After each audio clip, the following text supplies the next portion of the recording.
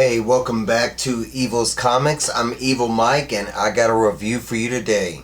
From DC Comics, we're going to be talking about Gotham City, Year 1, Issue number 4. Written by Tom King. It's pencils by Phil Hester, inks by Eric Gapster, colors by Jordie Bellaire, and letters by Clayton Cowles. If for some reason you clicked on this video, could you please like, comment, subscribe, all those good things? It does help out this channel immensely. Alright, back to the review.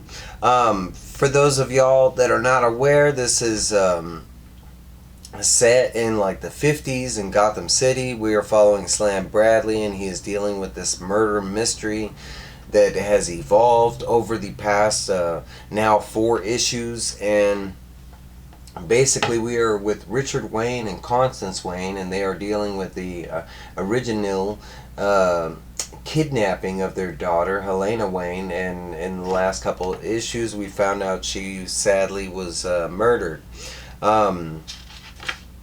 Basically this is where we are starting the story at. Slam Bradley is pretty much taking the blame, not by choice, but he's pretty much being looked at as the bad guy. The Waynes, of course, were working with him with the kidnapper, supposedly. And now that everything's gone deal, there's a couple things that kind of like lead back to Slam. But currently right here, everything was supposed to be cleared up. The story has been out. Of course, the news, has hit the waves that Helena Wayne has been murdered. Now that the whole story is out, that's why Slam Bradley is back at the police station, because they have it has been revealed that there was certain information that was withheld from the police. The police are taking it personal, saying that if he just would have alerted the police to let them do their job, Helena Wayne would still be alive, those kind of things. It's gone to the point that it's not just like regular cops that are beating Slam. This is the commissioner, and Slam has this whole, the book is basically dialogue by Slam Bradley. We do find out at the end of the book, finally, like for one, who is narrating, but it's kind of obvious that it was Slam, but we do find out who he's talking to at the end of the book, but we'll get there. Eventually they kind of do this like run around with Slam, where they'd lock him up, they take him back out and ask him the same number of questions and get the same number of answers, and then they like rough him up again. This goes on for maybe a day or something, and he does make bail. When he goes out to find out who made bail, of course, it was the Waynes, and this time it's just Richard and 2 of his goons. I'm drawing a blank at his main security officer. I think his name is Carver. But basically, Mr. Wayne wants to question Slam Bradley again. He was there with him, and even through the mess of everything, he still believes that like Slam Bradley is in on the whole take, or possibly murdered, Helena. Even coming to the point that maybe him and Constance Wayne was working together. Slam Bradley denies all this, and at one point is like, look, I've been roughed around enough. And he was like, that was a whole police station full of cops. He was like, right here it's only 3 guys. They do have guns, but as shown here, Slam he takes out all 3 of them. There is a lengthy exchange between like the secondary guy. I'm drawing a blank at the name. I'm bad with name guys, but he's not really that important anyways. But he does end up taking out this guy. He's supposed to be some like professional boxer, and Slam kind of mentions that boxers have the biggest weak spot ever, and it's their mouth. It's because they train with the mouth guards. During this whole scuffle, Slam does get the better of the security officer and eventually get his gun. As soon as he gets his gun, that's when Carter is able to get his gun, and it's kind of like a standoff. There's one of the dopest things that is said right here. Slam just says like 137, and Carter's like, what do you mean? And he's like, back when I was a And let me read what it says, because it's probably part of his origin. Um, he says, when I was a sniper in Korea, 137 was my kill count, my sniper kill count. And basically, from that, like, after he says this, basically Carter makes the right decision, holsters his weapon, kind of grabs, Mr. Wayne and drags him off. And Mr. Wayne's kind of pissed, and he's like, "What are you doing?" And he's like, "I'm doing what you paid me to do. I'm saving your life." He realized that, and Carter knows Slam. They used to be detectives or police together or something like that. So we go back, and Slam is finally trying to relax, he's been beat to hell the whole day, and he gets a knock at the door. It is Constant Wayne. She comes in saying that she doesn't want him to say anything. It's just one of those romantic scenes or whatever. She just wants to feel something. After their whole excursion, their sexual escapade, there is conversation back and forth, and basically it's more Constance, and she's stating that, kind of more of that revenge thing, but it's also she's stating that she doesn't want her husband to do what he's planning to do, and he's basically going to cremate Helena's remains, and then after that he's going to use it for some kind of new factory that he's putting up, and Constance is like, "Look, I love my daughter, but I don't want her to be some martyr for some company or something like that." Basically, during this conversation, Slam's like, "Look, I have to go. You can stay here, but I gotta go meet somebody." And she's like, "This late at night?" Because it's 1 or 2 in the morning, something like that. And he's like, "Yeah, Gotham needs to be clean." There's this whole conversation here, and it makes it seem like he's tracking Queenie, the kidnapper, kind of. I don't know what you call her. She's the mediator that got away with the money.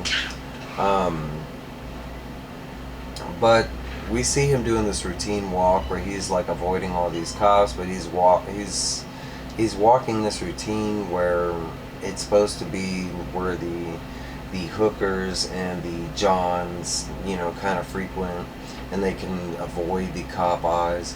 As you see over here, he wasn't doing that at all. He wasn't tracking Queenie. He's not doing it. He was tracking the commissioner. It was the guy that beat him all day. He is explaining, because most of this is dialogue in his head, but we thought it was in his head. This is where you find out who he's finally talking to this whole time. He's relaying this story to somebody, and we do find out that it's Bruce Wayne. And we do kind of get a maybe an origin, I don't know. So he does admit that what he does was bad. He ends up beating the commissioner so bad the commissioner has to retire. He doesn't even remember who did it. The police, they spend all these man hours trying to find out who beat the hell out of the commissioner, and left him like this in the trash. Basically it becomes a cold case. They never find out who doesn't, but it kind of rings a message on a lot of different fronts. With the cops, how could somebody so high, somebody that was supposed to be untouchable, be damaged like this? The other, on the other end, it begins to be something else, and this is explained to be the birth of Crime Alley. Supposedly after this, the criminals and not so good types actually deemed this spot where, and I think it's Commissioner Huff is his name,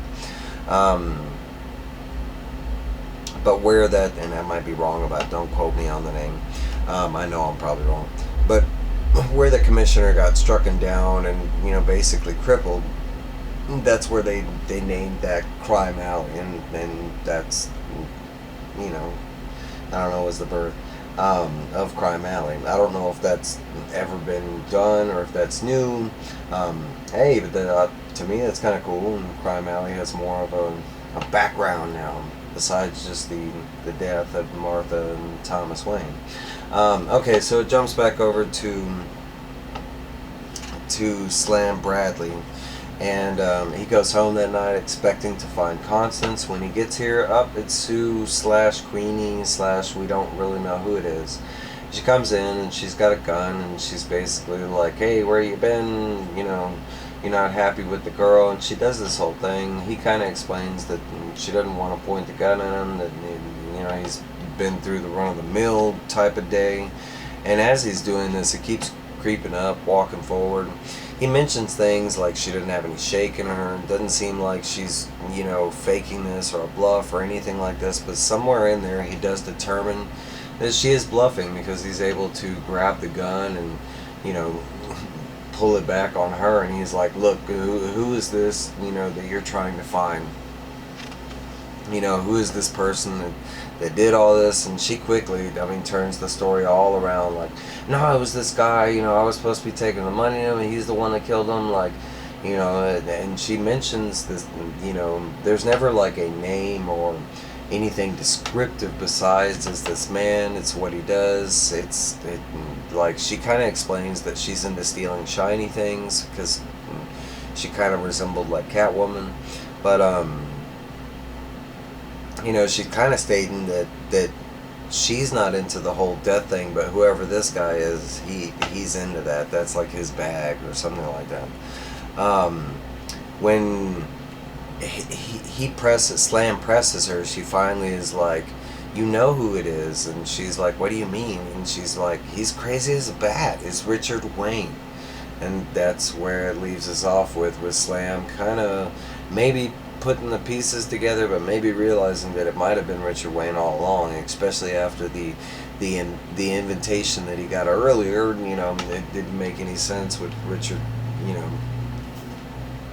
beating Slam after him knowing that, I mean, he was there with Richard.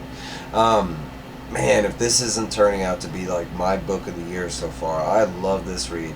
I love the art style. When I'm reading Slam Bradley, I get this whole like Sin City, like Mickey Rourke type voice going. This gruff, like, man, I'm loving this story. I don't know why we don't have more of these gritty crime dramas. And I know this one's tied to Batman. I don't even need it tied to any superhero. Like, give me these, like, you know, noir, you know, gritty crime, you know, but set it up right. And to me, this one's doing it right. It feels like an old Dick Tracy or an old Slam Bradley tale. I don't know. I know there is, you know, a lot of lore behind these characters that Tom King is playing with. Hopefully he's doing it in the right fashion. I don't have the experience to, you know, put any knowledge behind it, because I mean, pretty much, you know, besides this and reading the facsimile of Superman or Action Comics #1, I have very little experience with Slam Bradley, so I don't know if they're changing it in a bad way, or even Crime Alley. To me, I thought that was dope. But hey, let me know what you're thinking about the series. You know, are you liking it? Are you loving it? What do you think about the art? Let me know down below. Alright guys, I'll let you go. That's probably my last review of the night. I don't know when I'm going to drop it. It might be tomorrow morning. I don't know. But I will see you guys later. Bye!